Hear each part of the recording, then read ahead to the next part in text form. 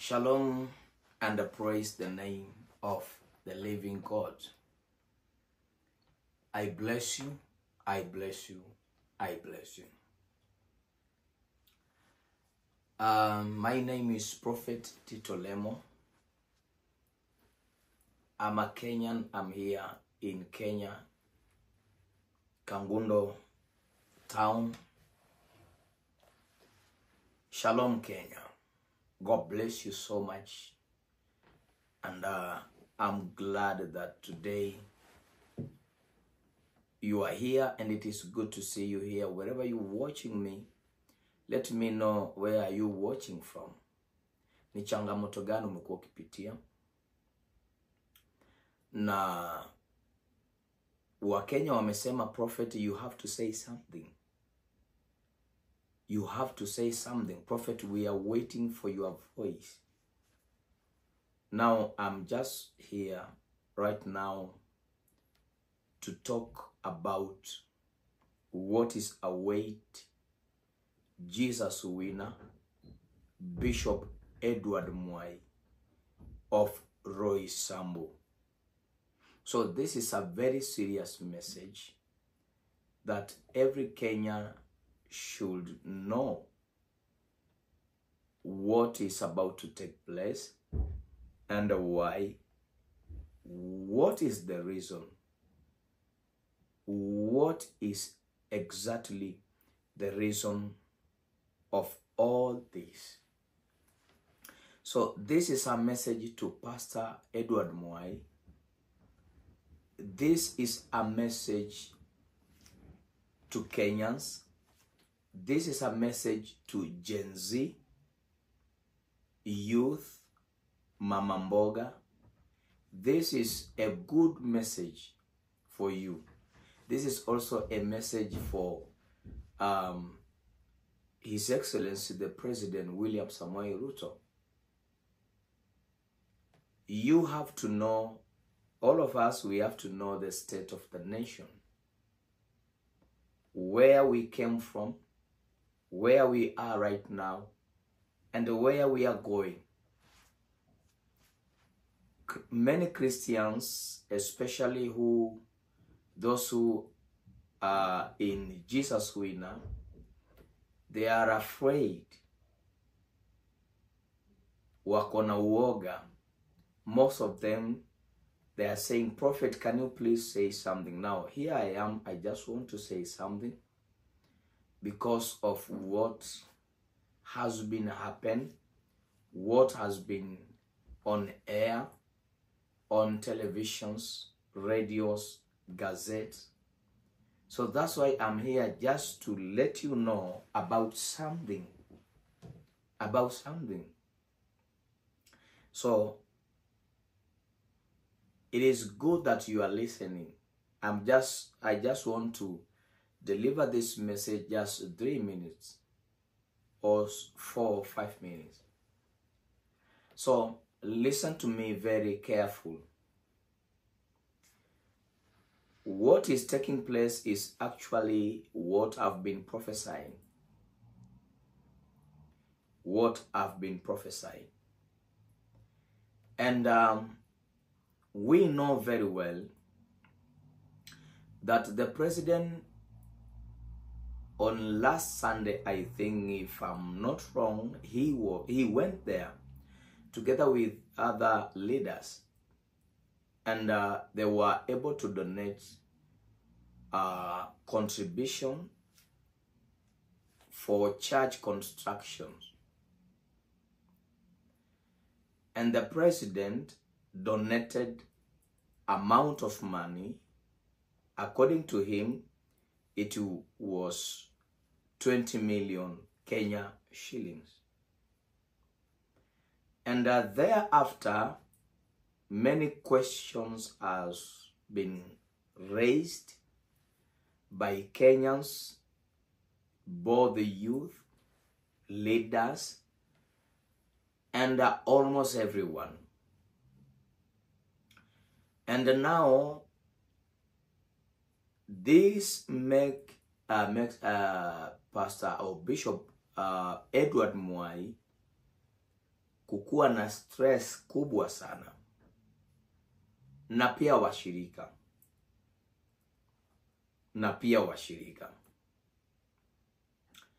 But remember, something is taking place in Kenya, and we have to pray, because this is serious matter. It is just a serious issue. I know many of you suggested that maybe President was not supposed to mention the amount of the money. Maybe there was not any wisdom there that day. But that is not the issue. That is not the issue. And if Bishop Mwai is listening to me, I just want to release a prophetic warning. And this prophetic warning, it needs a confident. I just want also to give our beloved, our president, His Excellency William Samoei Ruto, a prophetic warning. I just want also to release a prophetic warning to our youth out there and all Kenyans.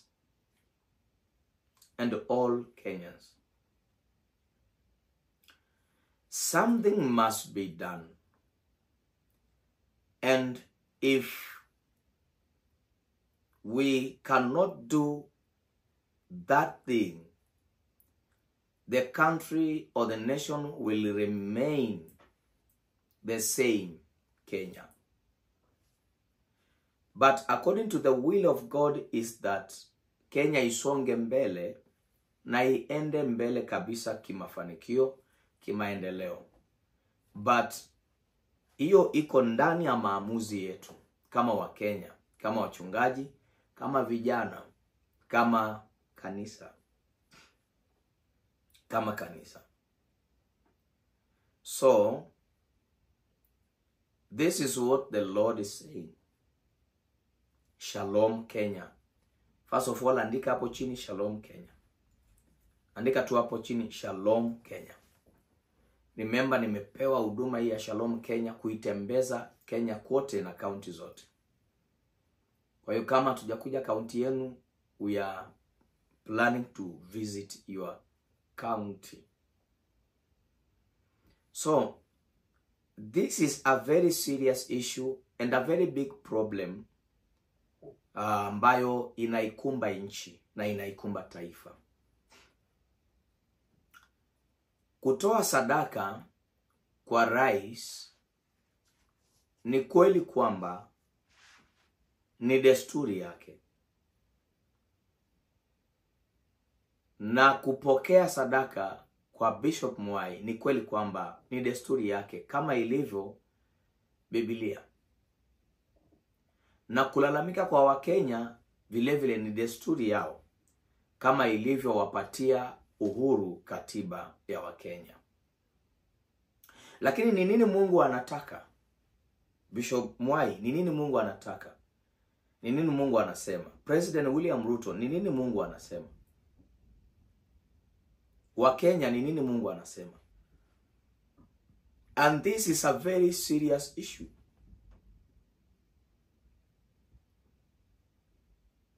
That we are facing a very serious issue, a very serious one.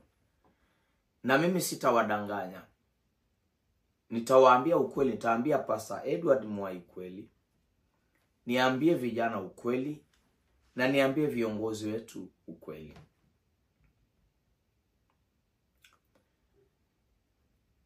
Serikali hii ililetwa na Mungu kwa machungu na machozi na sacrifice. Sasa ndio iko sasa hivi, but listen to me.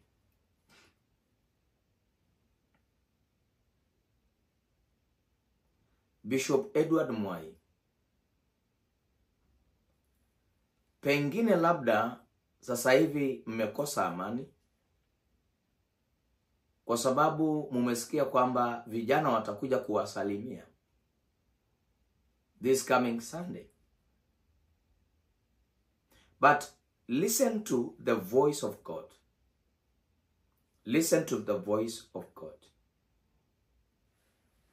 Before I say anything, let us read in the book of 1 Kings, chapter number 3. The book of 1 Kings, chapter number 3. What does the Bible say?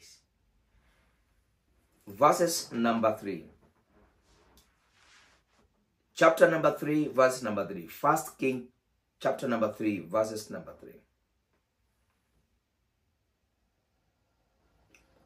The Bible says, and Solomon loved the Lord, walking in the statutes of David, his father.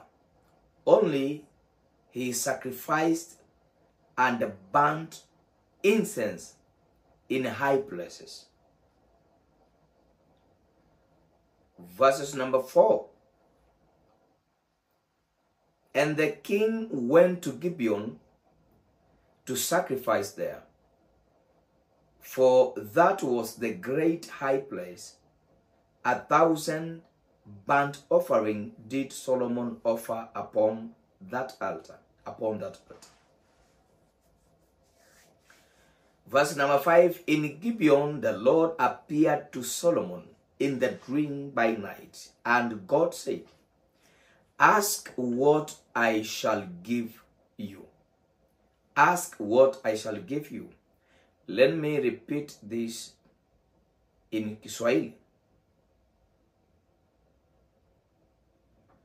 What are the Bible says in Kiswahili? The Bible says, Suleiman naye akampenda Bwana, akaenda katika amri za Daudi babaye, ila hutoa dhabihu na kufukiza uvumba katika mahali pa juu.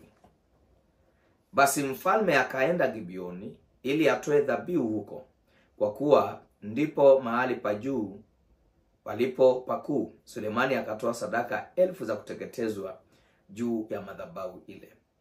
Mstari wa 5. Na uko Gibeoni Bwana akamtokea Suleimani katika ndoto ya usiku. Mungu akamwambia, omba utakalo nikupe. Omba utakalo nikupe. Now, nisikilizeni vizuri. Je, Pastor Edward Mwai amefanya makosa? Jesus Wina wamefanya makosa? Je, President anafanya makosa kweli? Wakenya wanafanya makosa kulalamika?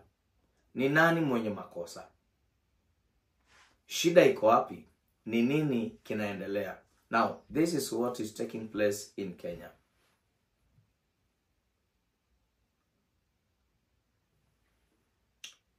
The president anatamani kushika pembe ya madhabahu. Na inampasa ashike pembe ya madhabahu. Maana asiposhika pembe ya madhabahu, kuteleza atateleza tu.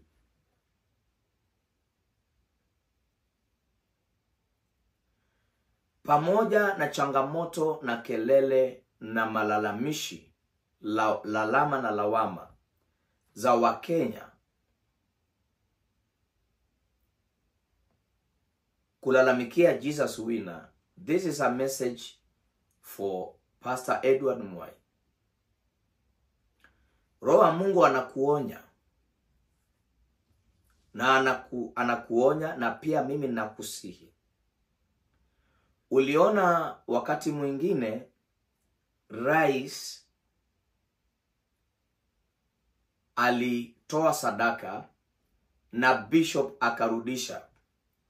Bishop wa Katoliki akarudisha sadaka, akasema na akatoa amri. Nisikilize Pastor Edward Mwai. Bishop akatoa amri ile sadaka iweze kurudishwa. Ile rais alikuwa ametoa, I think it was just around 5 million if I'm not wrong.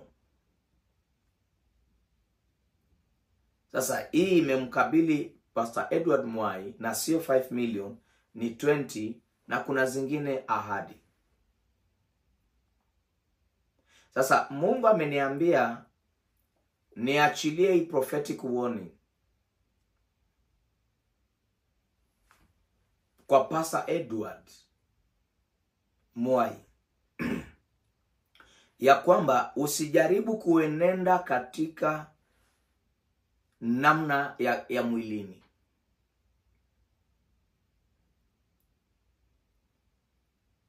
Usijaribu kufanya kama vile yule bishop wa Katoliki alifanya. Usijaribu kurudisha ile sadaka wala kuipeleka ikachunguzwe. Usijaribu kufanya kitu kama hicho.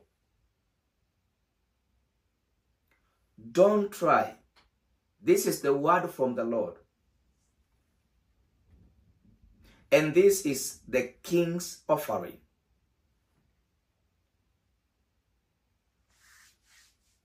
Wakenya hatutaki tukombolewe. Wakenya tunachukia Mungu. Tumejiweka kwa madhabahu ambaye haitaki kusikia chochote kuhusiana na Mungu. Hata kidogo. So, ukirudisha ile pesa Pastor Edward Mwai, utakuwa umefanya makosa makubwa mno. Na vijana wakiandamana against God, kuenda kanisani kuzua vurugu, watakuwa wamefanya makosa makubwa mno. Ndipo hapo moto itaanza kuwakula wakati Kenya inapiga hatua za mbele. Sijui nani ataenda kwa vijana awaambie vijana waache kumchukia Mungu. Na hii ni prophetic warning and advice to the President of the Republic of Kenya, William Samoei Ruto. Unajua mahali nguvu yako inatoka. Na unajua nguvu yako inatoka kwa pembe ya madhabahu. Usijaribu kuacha kutoa sacrifice before the Lord your God. Usijaribu. Hii ni warning kwa Pastor Edward Mwai, President William Samoei Ruto na youth wa Kenya. No one should fight against God, because fighting against God is a losing battle.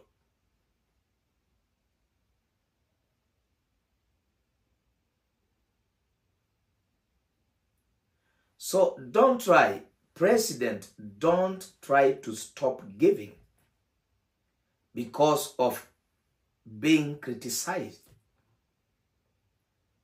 Fuata njia hiyo hiyo, kwa sababu siasa iko mbele yako, kampeni iko mbele yako, lazima ushike pembe ya madhabahu. Ndio kupona kwako. Kumbuka, ndio kitu ilikusaidia uchaguzi wa 2022.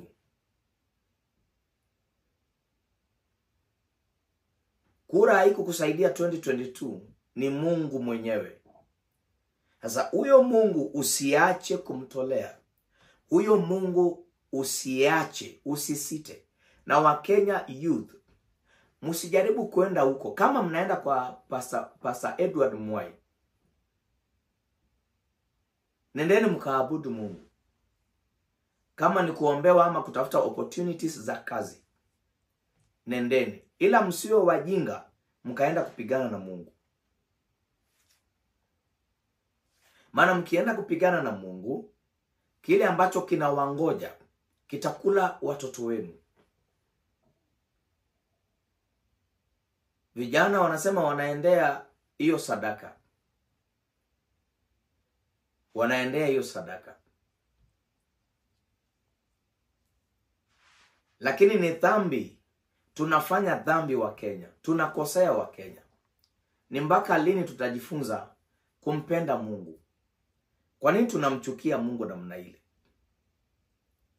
Pesa ambayo unapeleka baa, hamna mtu anakuuliza.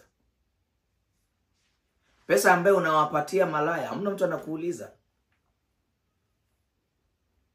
Pesa ambayo unamalizia hospitalini kwa magonjwa, pesa ambayo unang'ang'ana na kansa, hamna mtu anakuuliza kwa nini una misuse money. Na hii ya Mungu ambaye mjoli wa Mungu ametoa, anajua ni nini anachokiomba mbele za Mungu.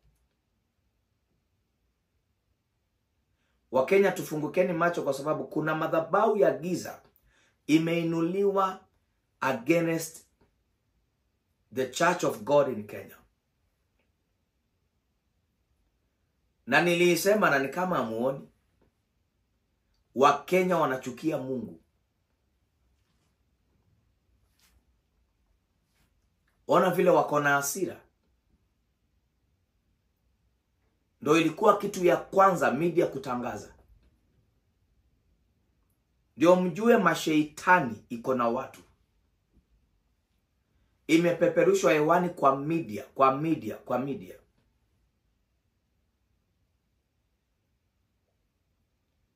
Lakini niliona bendera ya Kenya covering the entire continent of Africa.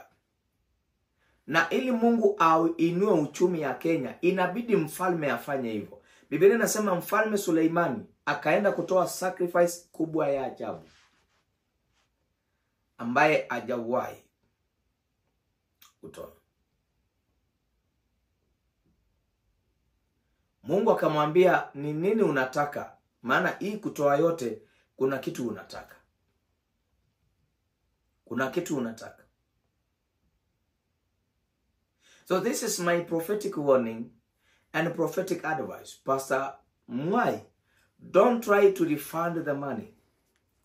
Vile ilitolewa ya kujenga kanisa ama kama sadaka, ibaki kuremain kuwa sadaka.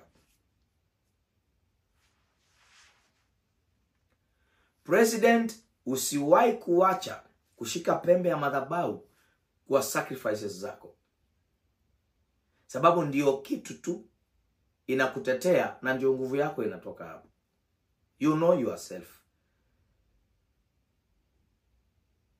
So don't try to stop. Don't try to stop giving. Don't try to stop giving. Gen Z, don't fight against God. Tafuta na wewe sadaka, upeleke kanisani. Wale mnasema mtaenda huko kanisani, occupied kanisani, nendeni na sadaka. Nimesikia wengine wanasema hawataenda na sadaka, wanaendea sadaka. Please, Kenya, geukeni. Kenya, badilikeni. Kenya, geukeni. Kenya, badilikeni. Mpaka lini mtamchukia Mungu? Mpaka lini mtakuwa na roho ngumu ya kuchukia Mungu? Badilikeni wa Kenya. Mulikataa kujijengea nchi yenu wenyewe na mkaiangusha finance bill kwa kuikataa. Ikabidi viongozi wenu waende wakope. Mkang'ang'ania kukaa kwa utumwa wa madeni. Jiokoeni wa Kenya. Jikomboeni wa Kenya. Pokeeni ufahamu. Funguliweni macho ya kiroho. Mjue Mungu anataka kuwainua. Anataka kuinua nchi yenu. Hakuna kitu kizuri kama rais wa nchi ndo anafanya. Wako mstari wa mbele kutoa sadaka. Lile taifa lazima litainuliwa tu, alitabaki chini. Wakenya tubadilike. Wakenya tuache kuchukia Mungu. Wakenya tuache kuchukiana sisi kwa sisi. Wakenya tuache kupenda umaskini. Sasa hivi Mungu anaweza kukupatia hata 30 million. Lakini kwa sababu atuamini, atupendi Mungu, hatumjui Mungu, tunaona ni kama hadisi uongo ndio utamkolea. Ndio maana tunaona hata sadaka ikitolewa kwa madhabahu kanisani tunaiwekea siasa pia. Tubadilike wa Kenya. Bishop Mwai, don't try to refund the money. That says the Lord. Na ukijaribu kufanya hivyo vile amefanya yule askofu aliyefanya, mene tekeli na peresi. But it is not my prayers to you. It is my prayers that utasikiliza sauti ya Mungu. Ondoa masikio yako kwa ground. Weka masikio yako kusikiliza from above. Because at the end of the day, ground has no solution for Kenya and Kenyans. Ground imejaa negative na habari za kuvunja moyo. Lakini tuisikilize sauti iliyotulia na kujificha na kunyamaza from above. Tutajua ni nini Mungu anataka katika taifa letu la Kenya. Wachungaji, usiweke siasa.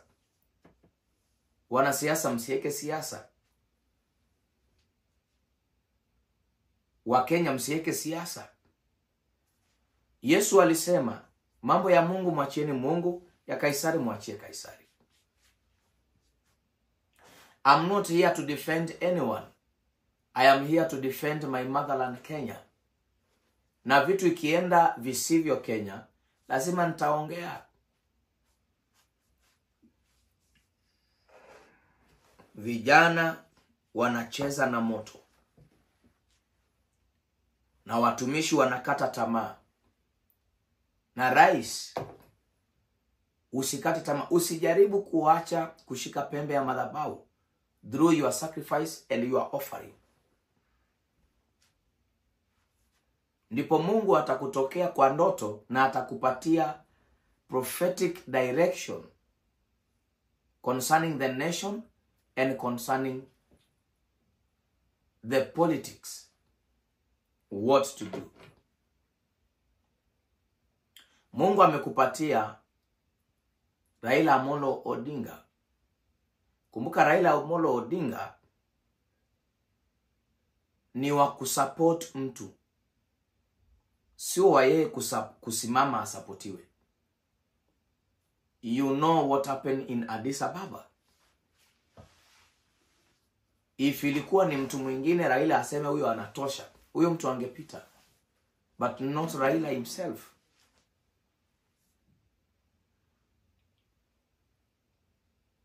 Ametengenezwa kusupport.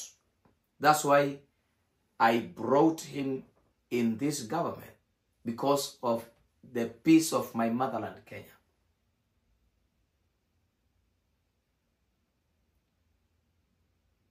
No one should be outside, should be left outside kwa maendeleo. So please Kenyans, tuache kuchukia Mungu. Hata kama unachukia president, usichukie Mungu. Hata kama unachukia pastor, usichukie Mungu. Hata kama unanichukia mimi, usichukie Mungu. Because this is too much. May the Lord God have mercy upon us. May the Lord God have mercy upon the servants of God. May the Lord have mercy upon our leaders. May the Lord have mercy upon our youth. Mungu awahurumie na Mungu aweze kuwatetea. Namalizia nikisema shalom Kenya, my motherland. May you experience peace of mind in the name of Jesus Christ. Shalom, tutashinda. Asante.